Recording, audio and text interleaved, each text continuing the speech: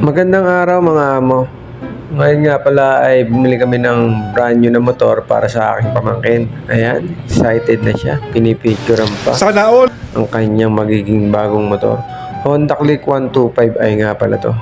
Version 3, 2024 model. Wow! Ayan ang aming napili.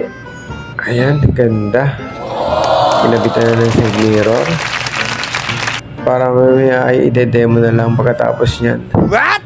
At kailangan muna namin mag-fill up para sa kanyang mga basic info.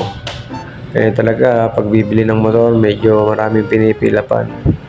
Ayan. Pagkatapos namin mag-fill up, ayan, kinabitan niya ng rosary. Para daw safe ang kanyang motor. Napakamakadiyos. Ayan, nagbilang na ang aking pamangkin ng kanyang pambayad. Sana all! Cash nga pala namin binili ito mga amo. Kung tatanungin nyo kung magkano, 81,400. All in na siya. Ito na yung pinakamura sa lahat ng nakanbasan kong dealer ng motor. Kaya dito na kami kumuha sa Motorlandia. Yan, sinalina na nga ng gasolina at ide-demo na sa pamangkin ko kung paano gamitin ang mga basic na specs dito sa motor. Ayan, kaya nakikinig siya maigi kasi siya naman ang gagamit niyan at para sa kanya naman talaga yung motor na yan. A few moments Hindi later. pa nga pa lang siya pwedeng lumayo at wala pang license kasi 17 years old pa lang siya. Nice. Ayan, mukhang naging okay naman ang kanilang usapan. Ganda talaga ng kulay puti na Honda Click. Suwabe, gwapo. Ayan, after ng mga demo at nagpunta na ng cashier ang aking pamangkin para magbayad.